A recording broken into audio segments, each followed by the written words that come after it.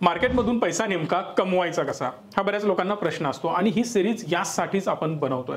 Actually market Gita नावाने ही एक series आपण चालवतोय, ज्यामध्ये पहिला पार्ट आपण ऑलरेडी बनवला इन्व्हेस्टिंगवर. आणि मी प्लीज तुम्हाला रिक्वेस्ट करेन तो जाऊन बघा. याची एक सेपरेट प्लेलिस्ट आम्ही बनवली आहे, डिस्क्रिप्शनमध्ये त्याची लिंक आहे. महत्त्वाची गोष्ट एक लक्षात घ्या की ट्रेडिंगमधून पैसा कसा कमवला जातो. जसा इन्व्हेस्टिंगमध्ये इंटरेस्ट होता मोहिनीला, तसा इंटरेस्ट ट्रेडिंगमध्ये आहे सलमाला. सो आज आपल्याबरोबर आहे Salma. Welcome Salma in this session. Actually सलमाला जे काही डाऊट्स असतील ते आपण आता कव्हर करणार आहोत, कारण सलमाची सुरुवात आहे, बरोबर? किती एक्सपिरियन्स आहे ट्रेडिंगमध्ये? काही याच्या आधी केलं ट्रेडिंग? सगळ्यात आधी तर थँक्यू सर, म्हणजे तुम्ही मला इथे असं सेशनमध्ये घेताय ट्रेडिंग संदर्भातलं ते सुद्धा. ऍक्च्युली याहीपेक्षा आधी मला सगळ्यात आधी काय क्युरिओसिटी आहे की खरंच मार्केटमधून पैसा बनतो का? इन्व्हेस्टिंग मधून बनतोय हे मी मान्य करते, पण ट्रेडिंग मधून बनतो का? कारण जर बाहेर जर बऱ्याच जणांचे जर रिव्ह्यू ऐकले तर काही लोक म्हणतील की ट्रेडिंग म्हणजे एक जुगार आहे. म्हणजे अगदी इन्व्हेस्टमेंटला सुद्धा अजूनही 80% लोक जुगारच समजतात. घरातलं जर उदाहरण घेतलं, म्हणजे मी माझ्या पप्पांना किंवा मोठ्या भावाला जर म्हटलं की आपण मार्केटमध्ये थोडी अमाऊंट इन्व्हेस्ट करूयात, ते म्हणणार हे तू काय सांगतेस, हे जुगार आहे. अजूनही एफडी असेल ह्या सगळ्या गोष्टीमध्येच ते इंटरेस्ट दाखवतात. पण मला जेन्युइनली असं वाटतं की इंट्राडे मध्ये ट्रेडिंग करायचंय, मग ते कसं करायचं आणि खरंच त्यातून पैसा बनतो का? ओके, पहिली गोष्ट ट्रेडिंगमधून पैसा बनतो, एका वाक्यात उत्तर आहे. दुसरी इम्पॉर्टंट गोष्ट, इन्व्हेस्टिंगमधून पैसा बनतो का? तर डेफिनेटली बनतो. प्रत्येकाची वेगवेगळी स्टाईल असते. आता लेट्स से अंबानींचा बिझनेस काय, तर ते ऑइलमधून पैसा कमवतात, रिटेलमधून पैसा कमवतात किंवा टेलिकॉममधून पैसा कमवतात. पण एखादी वेगळी कंपनी आपण घेऊयात, लेट्स अज्युम आपण पॅराशूट ऑइल तुम्ही वापरता, तर ती कंपनी म्हणजेच मारिको कंपनी, त्यांचा बिझनेस वेगळा आहे. PVR मध्ये जा, त्यांचे थिएटर आहेत. म्हणजे प्रत्येकाचा बिझनेस वेगवेगळा आहे आणि प्रत्येक जण वेगवेगळ्या मार्गातून पैसा कमवतो. आज आपला बिझनेस हाच आहे, इन्व्हेस्टिंग रिलेटेड बिझनेस आहे, किंवा आपण व्हिडिओज बनवतो, पॉडकास्ट बनवतो, लोकांना सर्व्हिसेस देतो, लोक आपल्याकडे इन्व्हेस्टमेंट करतात, म्हणजे हा आपला बिझनेस झाला. माझ्या वडिलांचा बिझनेस काय, तर शेती आहे. म्हणजे त्यांची कमाई तिकडून येते, माझी कमाई इकडून येते. सो मला काय वाटणार, हा सगळ्यात बेस्ट बिझनेस आहे, निवांत चालतं. जर मला आज कोणी म्हणालं की शेतात जाऊन काम करायला चालू कर, हा नो डाऊट मला माहिती आहे कसं केलं जातं, पण मी काय म्हणणार खूप हार्ड आहे आणि ते काय मला नाही करायचं. सो सेम माइंडसेट, ज्या व्यक्तीला प्रॉपर नॉलेजच नाही तो हे काम करू शकत नाही, नेक्स्ट टू इम्पॉसिबल आहे.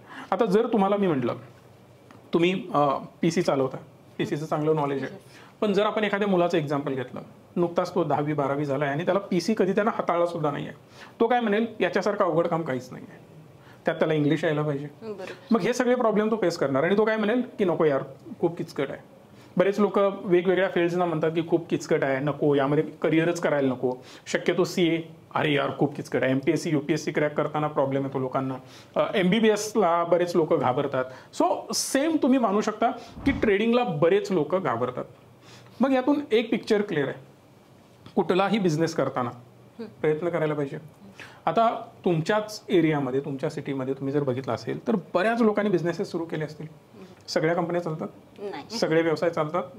अक्षरशः साधा वडापावचा गाडा आणि चहाची टपरी चालवणं सुद्धा कठीण आहे, बऱ्याच बंद पडतात. म्हणजे काय, करून बघितलं पाहिजे, ट्राय केलं पाहिजे, प्रयत्न केला पाहिजे. जमलं तर ठीक आहे, नाही जमलं तर नाही जमलं. यामध्ये पण सक्सेस रेशो आहे.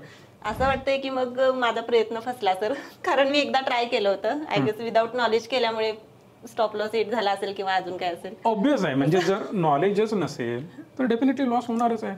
काहीही करा, म्हणजे आज उठून तुम्ही एखादा सेम बिझनेस करायला सुरू केली, किंवा आता जर मी तुम्हाला म्हटलं या कॅमेरासमोर डायरेक्ट तुम्ही स्टॉक मार्केटबद्दल बोलायला सुरुवात करा, नाही जमणार आहे. रिझन याचं काय आहे की त्याची एक्सपर्टीज तुमच्याकडे नाही आहे. तसं स्टॉक मार्केटचं आपल्याला काय वाटतं, क्विक आहे ना. रिझन स्टॉक मार्केटमध्ये लोक सट्टाबाजारीसारखं काम करण्याचं रिझन तुम्हाला मी सगळ्यांना सांगतोय की एका मोबाईलवर, एका लॅपटॉपवर सिंगल क्लिकवर बाईंग होतं. 50 lakh at a time me invest करू शकतो. मी जर तुम्हाला म्हटलं, आता बोलवून घेतला आणि तुम्हाला म्हणालो की एक बिझनेस उभा करा, 50 लाखाचं हॉटेल उद्या चालू करा, पॉसिबल आहे? एका दिवसात हॉटेल उभा राहणार आहे का? नाही. त्याचा प्लॅन करायला पाहिजे, इंटेरियर डिझायनिंग असेल, मग मटेरियल सगळं असेल, ते आणणं, ॲडव्हर्टाइजमेंट करणं, जागा बघणं, या सगळ्या गोष्टी आहेत. पण यामध्ये ते नाही. म्हणून आपण तिथं विचार करतो, कारण मटेरियल भरपूर लागतं. इथं काही नाही लागत, एक डीमॅट अकाउंट ओपन केलं, काम चालू झालं. म्हणून लोक याला चुकीच्या मार्गाने वापरतात. बट आपण आत्ता बघणार आहोत जेन्युइनली याला कसं ट्रेड केलं जातं. Okay, market up and down का होतं? बायर्स आणि सेलर असतात. म्हणजे सपोज एखाद्या कंपनीचा आपण स्टॉक सिलेक्ट केलाय इन्व्हेस्ट किंवा ट्रेड करण्यासाठी, तर बायर्स आणि सेलर्स असतात, ते बाय सेल करत असतात, त्यामुळे कदाचित ते फ्लक्च्युएशन होत असणार आहे. अच्छा ठीक आहे. एक सिंपल रिझन सांगतो मार्केट अप आणि डाऊन होण्याचं. पैसा, दुसरं काहीही रिझन नाही. आता जर मी तुम्हाला म्हटलं की आपण दोघं एक लढाई करतोय ओके किंवा पंजा लढवतोय, हा. कोण जिंकू शकतं? ऑब्विसली काय रिझन याचं? म्हणजे स्ट्रॉंग आहात तुम्ही, पॉवर बरोबर. जे असेल Exactly. तेवढी ही कॅपॅसिटी नसणार आहे आता मला. सेम माझ्या बरोबर ग्रेट खली असेल किंवा एखादा मोठा बॉडी बिल्डर असेल त्याच्याबरोबर मी पंजा लढवतो, कोण खाली जिंकू शकतो? जिंकणार जर तुम्ही नाही. का? कारण त्याची पॉवर जास्त आहे. बरोबर. बरोबर.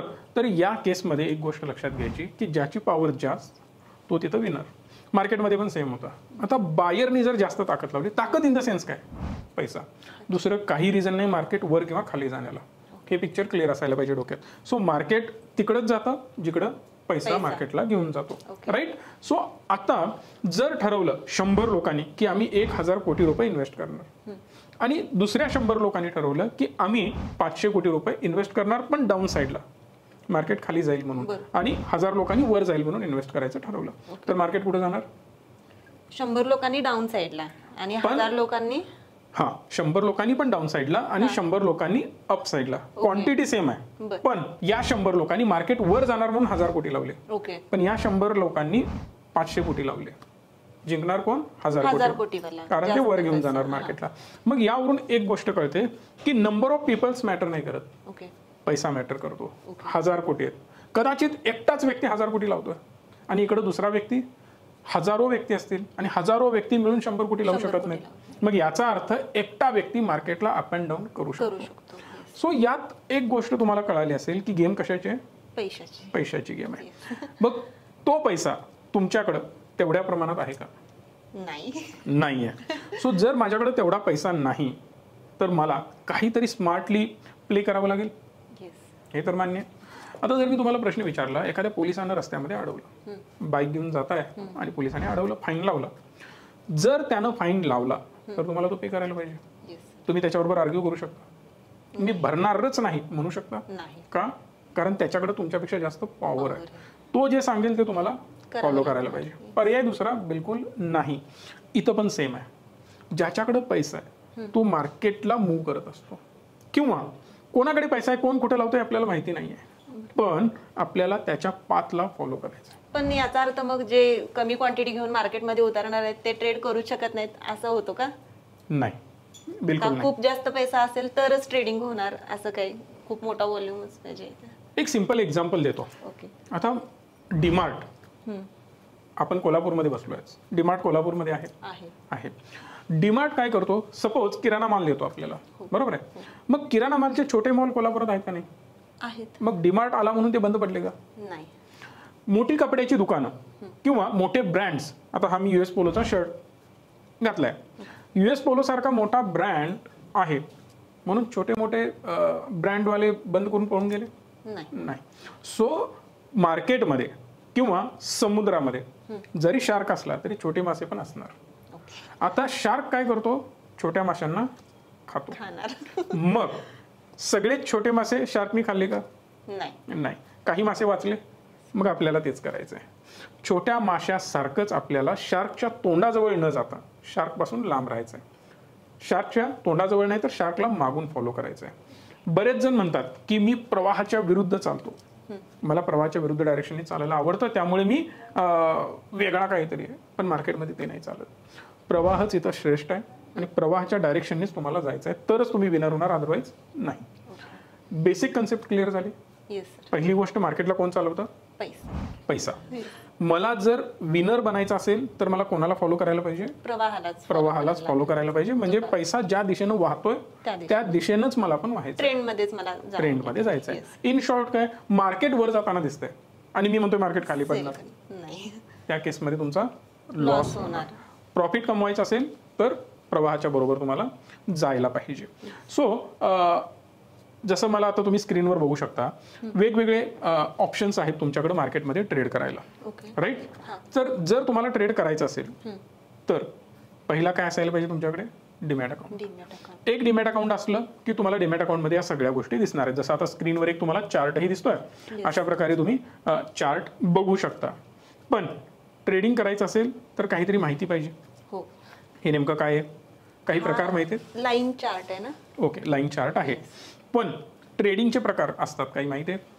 असेल तर असेल म्हणू शकता, नाहीतर नाही. बेसिकली आपण इंट्राडे करू शकतो, स्विंग ट्रेड करू शकतो, किंवा मग option buying selling, stock options वगैरे पण आपण बरेचसे प्रकार आहेत डेरिव्हेटिव्ह मध्ये. करेक्ट. पण मला सध्या तरी इंट्राडे शिकायचंय.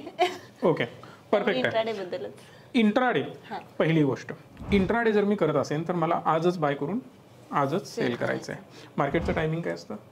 सकाळी 9:10 ला ओपन होतं, पण ऍक्च्युअली 9:15 ला सुरू होतं. ते बिडिंग चालू होतं 9:10 ला. 9:15 ला मार्केट सुरू होतं. बरोबर. आणि 3:20 3:30 पर्यंत असतं ते क्लोजर त्याचं. Okay, perfect. सिम्पली 9 ते 3:30 मार्केट चालतं. 9:15 ला आपण ऑर्डर लावू शकतो. 3:20 ला ऑर्डर शेवटची आपण एक्झिट करू शकतो. जर डेरिव्हेटिव्ह मध्ये असेल तर 3:30 पर्यंत पण आपण ऑर्डर ती स्ट्रेच करू शकतो. सो ओव्हरऑल काय 9 ते 3:30 मार्केट चालतं. या दरम्यानच तुम्हाला पोझिशन घ्यायची आहे आणि सेल पण करायची आहे. म्हणजे काय, आता समोर स्क्रीनवर तुम्हाला हा एक स्टॉक दिसतोय. स्टॉक म्हणजेच शेअर, राईट. हा जो शेअर आहे याचं नाव आहे TCS. आता TCS सकाळी 9 वाजल्यापासून 3 वाजेपर्यंत वर जाईल की खाली जाईल हे मला ठरवायचं आहे, बाय करायचं आहे आणि त्याला सेल पण करायचं आहे. जर एवढ्या वेळेत तुम्हाला जमलं नाही तर तुमचा ब्रोकर 3:20 तुमची ही पोझिशन ऑटोमॅटिकली सेल करतो, स्क्वेअर ऑफ करतो, काढून टाकतो. तो बघणार नाही तुम्हाला प्रॉफिट आहे का लॉस आहे. लॉस आहे. सेम झालं सर. घेतली होती एंट्री, लॉस झालाय. परफेक्ट. सो बऱ्याच वेळा हेच होतं मॅक्सिमम लोकांबरोबर. ट्रेड घेऊन ठेवायचा, मला वाटतं जाईल वर, आता जाईल, मग जाईल, थोड्या वेळानं जाईल, ही वाट बघत बसतो. हे झालं तुमचं स्वप्न. पण रियालिटी आता जाईल, मग जाईल, नंतर जाईल, असं करत करत मार्केट खाली येत असतं. इथं वाजतात 3 आणि तुमची पोझिशन सेल केलं त्यांनी पण. ऑब्वियस आहे. आणि हे लिगल कॉन्ट्रॅक्ट असतं. जेव्हा तुम्ही डिमॅट अकाउंट ओपन करता ना, त्यामध्ये या सगळ्या टर्म्स कंडिशन असतात. असं नाही आहे की न सांगता केलं किंवा त्यानं काहीतरी चुकीचं केलं, नाही. त्याची कंप्लीट जबाबदारी ब्रोकरची असते. NSE BSE एक्सचेंजने त्यांना क्लिअरली सांगितलेलं असतं की तुमच्या इंट्राडेच्या पोझिशन या वेळेत कट व्हायला पाहिजे, झाल्या नाहीत तर तो पैसा ब्रोकरनी द्यायचा, जर ब्रोकरनी त्याला एक्झिट केलं नाही तर. क्लिअर. सो मला आता बघायचं आहे की मार्केटमध्ये पैसा कसा फ्लोट होतोय, मार्केटमधून पैसा कुठं जातोय. सो जसं आपण बघितलं आता की एकतर मी इंट्राडे करू शकतो, राईट. आजच बाय करून मला आजच सेल करायचं आहे. स्विंग ट्रेड एक करू शकतो. म्हणजे काय, आता जसं तुम्ही म्हटलात की मी जॉब करते, जॉब करत असताना मी बिझी आहे आणि अचानक मी कुठला तरी ट्रेड घेतला आणि एका मीटिंगमध्ये फसलो, संपलं, पैसा गायब. स्टॉप लॉस हिट होणार किंवा जे काय होईल झिरो होत जाणार पैसा. सो बेटर वे हा आहे की मी स्विंग ट्रेड करू शकतो. म्हणजे मी आज बाय करणार आणि मला वाटतं 2 दिवस, 4 दिवस, 5 दिवस, आठवड्यानी मार्केट इथून इथं जाऊ शकतं. म्हणजे 100 रुपयाचा स्टॉक 150 रुपये होऊ शकतो. मग या केसमध्ये मी त्याला 150 रुपयेपर्यंत होल्ड करणार, गेला की सेल करणार. So this is called swing trading. Swing trading हे आठवड्याभराचं वगैरे असतं, 8, 10, 15 दिवसासाठी तुम्ही करू शकता. इव्हन दुसऱ्या तिसऱ्या दिवशी जरी टार्गेट हिट झालं तरी तुम्ही एक्झिट करू शकता, राईट. सो यामध्ये जो ट्रेड होतो तो डिलिव्हरीमध्ये होतो आणि इंट्राडेचा ट्रेड हा इंट्राडेमध्ये होतो. सो आजच बाय करून आजच सेल होतो. बट हे ठरवणार कसं मी, काही आयडिया? ऑर्डर प्लेस करते वेळी ते 2 ऑप्शन येतात ना, इंट्राडे किंवा डिलिव्हरी म्हणून. एक्झॅक्टली. नाही, तो झाला प्रश्न वेगळाच झाला तो. आता त्यातून आपण बाहेर आलो. आपलं काय ठरलं की इंट्राडे करायचं आहे. आता इंट्राडे करताना मार्केट वर किंवा खाली का जाईल मी कसं ठरवणार? तुम्हीच एलॅबरेट करा सर, मला नाही माहिती. ओके. सो यामध्ये जर तुम्ही बघितलं तर हा एक चार्ट तुम्हाला दिसतो, लाईन चार्ट आहे हा. यामध्ये जर मी याची टाइम फ्रेम चेंज केली, ही क्लोजिंग बेसिसवर, right, day time frame. So daily time frame म्हणजे काय? डेली टाइम फ्रेम म्हणजे आज एका दिवसामध्ये, लेट से इथे 9 वाजता दिवस सुरू झाला, इथे वाजले 3:30, या दरम्यान जी काय मुवमेंट झाली याचं क्लोजिंग सपोज इथं झालं, हा एकच पॉइंट मार्क केला जाईल. ओके. आणि कालचं क्लोजिंग जर इथं असेल तर याला जोडलं जाईल, त्याच्या आधीचं क्लोजिंग जर इथं असेल तर याला जोडलं जाईल, राईट. म्हणजे हा सगळा पोर्शन घेतला जाणार नाही. यामध्ये फक्त क्लोजिंगचे पॉइंट घेऊनच लाईन चार्ट हा प्लॉट केला जाईल. सपोज या दिवसाचं क्लोजिंग इथं झालं, दुसऱ्या दिवसाचं क्लोजिंग इथं झालं, त्याच्या पुढच्या दिवसाचं क्लोजिंग इथं झालं, असं करत करत हे डॉट सगळे जोडत हा चार्ट असा आपल्याला पाहायला मिळतो. पण या चार्टवरून मला एक तर चित्र क्लिअर होत आहे की जर तुम्ही व्यवस्थित बघितलं, थोडंसं मी झूम आउट करतोय, इथं खाली तुम्हाला या सगळ्या डेट दिसतात, राईट. नोव्हेंबर, इथं तुम्हाला डिसेंबर दिसेल, याच्या तारखा फ्लोट होतात जसं मी याला मूव्ह करेल. आता बाय द वे हे डीमॅट अकाउंट आहे माझं, तुम्हाला डीमॅट अकाउंट जर हवा असेल तर लिंक डिस्क्रिप्शनमध्ये आहे, त्यावरून ओपन करू शकता. फ्री ऑफ कॉस्ट आहे, प्लस नंबरही दिसतो, यांना कॉल करून तुम्ही फ्री डीमॅट अकाउंट ओपन करू शकता. त्याचबरोबर जर तुम्ही फ्री डीमॅट अकाउंट ओपन केलं तर आमचे 3 लाईव्ह क्लासेस तुम्हाला फ्री मिळतात, त्यामुळे ते सुद्धा ओपन करणं गरजेचं आहे. सो इथं मला पिक्चर क्लिअर दिसत आहे माझ्या डीमॅटमध्ये. ज्यांना कोणाला डीमॅट अकाउंट अजून नसेल ते ट्रेडिंग व्ह्यू सर्च करू शकतात. जसं स्क्रीनवर तुम्हाला दिसत असेल ट्रेडिंग व्ह्यू सर्च करायचं. ट्रेडिंग व्ह्यू सर्च केल्यानंतर इकडे तुम्हाला जो स्टॉक हवा त्याचं नाव टाईप करायचं, तुम्हाला त्याचा चार्ट पाहायला मिळतो. बट माझे डीमॅट अकाउंट आहे आणि हा सुद्धा ट्रेडिंग व्ह्यूचाच चार्ट आहे. सो इथं जर मी व्यवस्थित बघितलं आणि लेट्स अज्युम की मी सप्टेंबर 2022 गुंतवणूक यामध्ये केली आहे, तर इथून हा वर गेला ना. आता लेट्स से याची जी प्राइस आहे ती समवेअर अराउंड 3000 रुपये होती. हा 3000 रुपयांचा इथं अप्रॉक्सिमेटली 4000 प्लस गेला, म्हणजेच माझे 1000 रुपये तर वाढले, म्हणजे मला 1000 रुपयांचं प्रॉफिट झालं. पण इमॅजिन करा मी इथं एंट्री घेतली असेल, इथं प्राइस होती 3600 रुपये. 3600 रुपयावरून जेव्हा हा खाली येतो इथं लेट्स से इथं 3200 वर आला. सो इथं जो डिफरन्स आहे 400 पॉईंटचा, हा प्रॉफिट की लॉस? लॉस, कारण वरून खाली आलाय. जर मी याला विकला तर माझा लॉस, जर मी विकला नाही आणि जर होल्ड केला आणि 4000 पर्यंत मी वेट केलं, इथं आल्यानंतर विकला तर माझा इथं प्रॉफिट होणार आहे. अगेन किती? 400 पॉईंटचाच, राईट.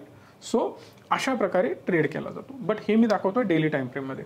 जर मी इंट्राडे ट्रेड करत असेल तर टाइम फ्रेम डेली चालत नाही. ही टाइम फ्रेम तुम्हाला शॉर्ट ठेवावी लागेल. समवेअर अराउंड तुम्ही ठेवू शकता 5 मिनिटाची.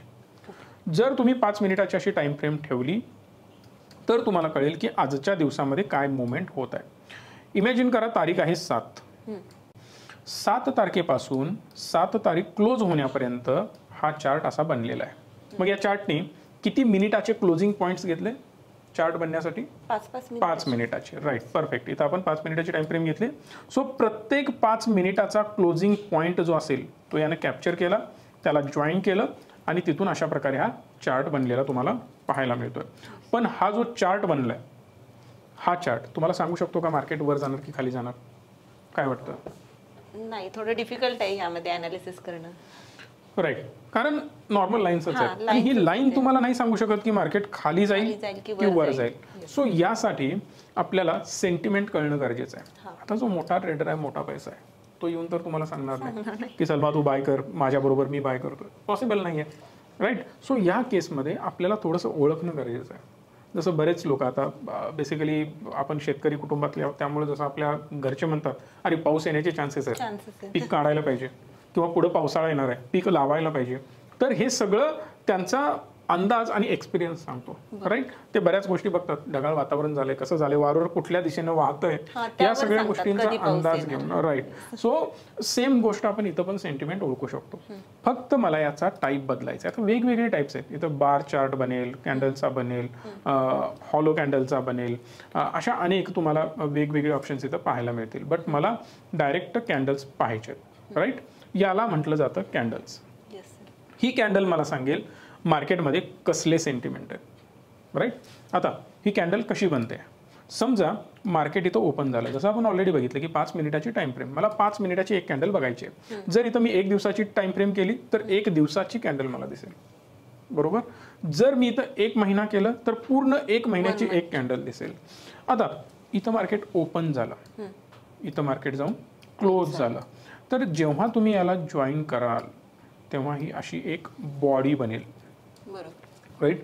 आणि जर इथून मार्केट एक्स्ट्रा वर गेला असेल तर ही एक शॅडो बनेल. हा असेल याचा हाय आणि अजून एक जी शॅडो खाली बनेल हा असेल लो. तुम्ही म्हणू शकता हायर शॅडो आणि लोअर शॅडो, ओपन आणि क्लोज, याला पूर्ण मिळून म्हणतात कॅन्डल. जर कॅन्डल खाली ओपन होते आणि वर जाऊन ही क्लोज होते तर या केसमध्ये याचा कलर कुठला असेल? ग्रीन. Perfect, green.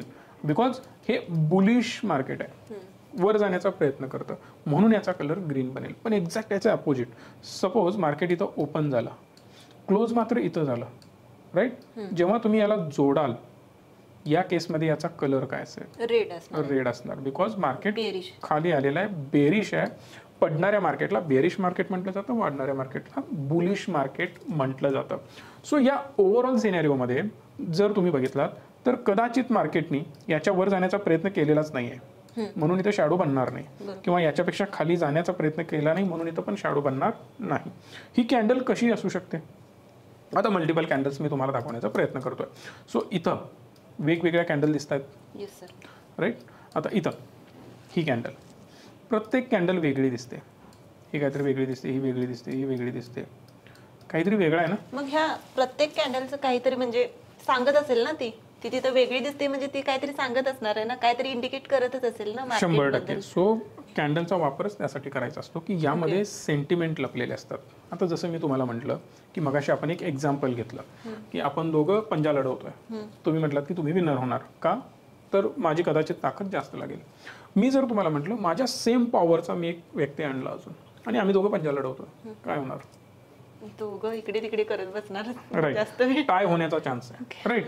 सो हे इथं दिसतं तुम्हाला टाय झालेला आहे. म्हणजे काय, मार्केटला वर घेऊन जाण्याचा पण प्रयत्न झाला आणि खाली घेऊन जाण्याचा पण प्रयत्न झाला. इन शॉर्ट एक उदाहरण द्यायचं झालं तर 100 कोटी रुपयांचं बाईंग झालं.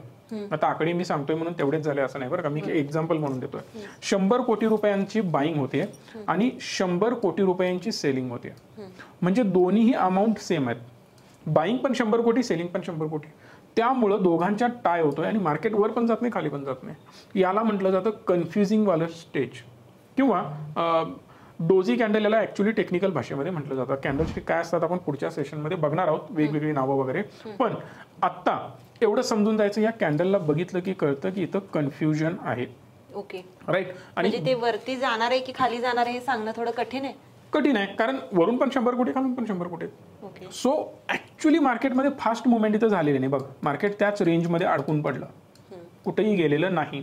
पण थोड्या वेळानंतर कदाचित सेलरची ताकद कमी पडली आणि बायर वाढत गेले. 100च्या ऐवजी 110, 120, 130 कोटी बायर आली, पण सेलर मात्र 100 कोटी राहिले किंवा ते कमी होत गेले. परिणामी मार्केट वर जाताना दिसणार आणि अगेन खाली आलं. मग आता यासाठी व्हेरियस रिझन असू शकतात की वेगवेगळ्या न्यूज आल्या किंवा रिझल्ट आला, पॉलिटिकल काहीतरी गडबड होत असेल, ओव्हरऑल मार्केटमध्ये काहीतरी गोंधळ उडाला असेल, RBIने काहीतरी मोठी अनाउन्समेंट केली. आता उदाहरण घ्या TCSचं. TCS मेन सर्व्हिस कुठं प्रोव्हाइड करतं? US आणि युरोपमध्ये. US आणि युरोपमध्ये जर काहीतरी रेसेशन आलं तर या स्टॉकमध्ये इम्पॅक्ट होतो आणि म्हणून तुम्हाला TCS डाऊन जाताना दिसेल. कधी? ज्यावेळी एखादी निगेटिव्ह न्यूज येईल त्यावेळी. बट इंट्राडेमध्ये थोडंसं आपलं तिकडे लक्ष असणं गरजेचं आहे की आपण ज्या पर्टिक्युलर स्टॉकमध्ये ट्रेड करतोय, तुम्हाला पहिलं काम काय करायचं आहे, एक स्टॉकची लिस्ट बनवायची आहे. ओके. त्याच स्टॉकमध्ये तुम्हाला काम करायचं आहे, वेगळा कुठलाही स्टॉक निवडायचा नाही ट्रेड करण्यासाठी. जोपर्यंत त्याचं टेस्टिंग होणार नाही, प्रॉपर अभ्यास होणार नाही, तोपर्यंत तुम्हाला मोठ्या लेवलला त्यावर ट्रेड करायचा नाही. आणि जेव्हा तुम्हाला कळेल की या स्टॉकमध्ये माझी ॲक्युरेसी चांगली आहे, त्या स्टॉकमध्ये जास्त काम करायचं. क्लिअर? आता हे स्टॉक कुठे बनवणार तुम्ही, लिस्ट कुठे बनवणार? एक क्वेश्चन होता सर. आता जसं तुम्ही म्हणतायत की रेड कॅन्डल मध्ये बेअरिश पॅटर्न आहे, बरोबर. मग इंट्राडे मध्ये ज्यावेळी आपण ट्रेड घेतो किंवा कोणीही, तुम्ही असाल किंवा अजून कोणी असेल, दिवसभरात जी मुवमेंट होत असेल, मग त्याचं एक काहीतरी म्हणजे असं फिक्स रेशो तरी असेलच ना.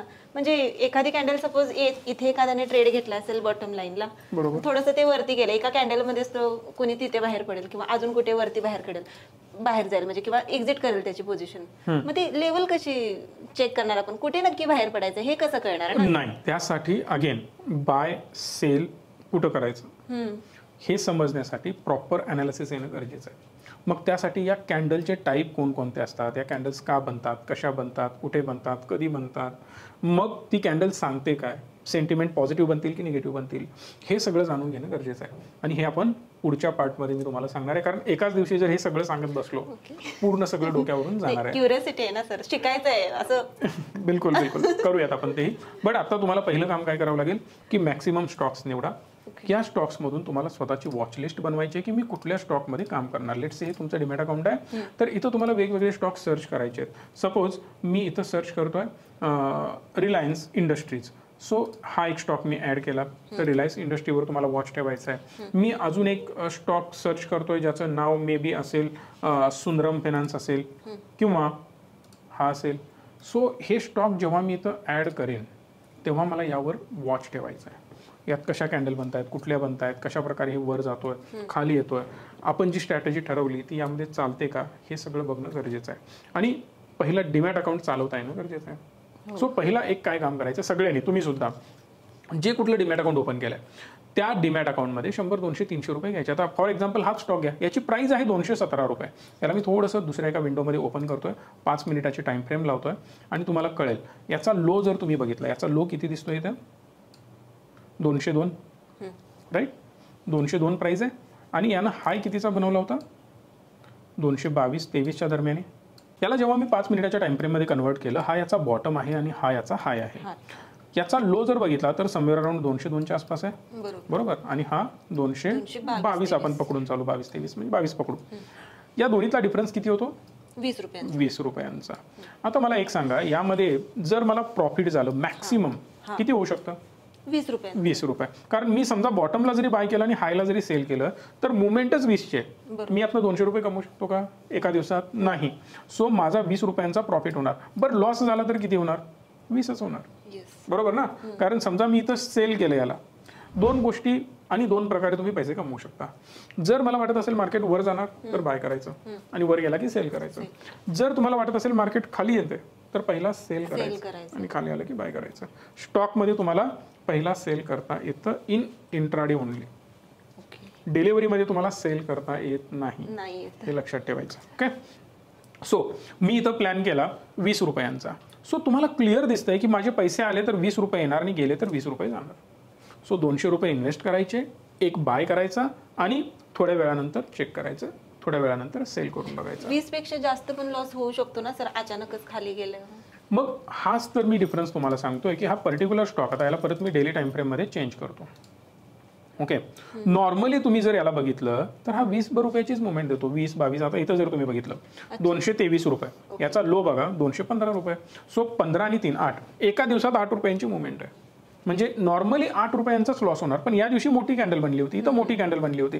म्हणजे हा मॅक्सिमम 20 रुपयाची कॅन्डल बनवतो. आणि त्यात या सगळ्या स्टॉकना 10% सर्किट असतं, 5% सर्किट असतं. सो तुमचा लॉस 10%च्या वर जाऊ शकत नाही, कारण सर्किट लागेल, ट्रेडिंग बंद होऊन जातं.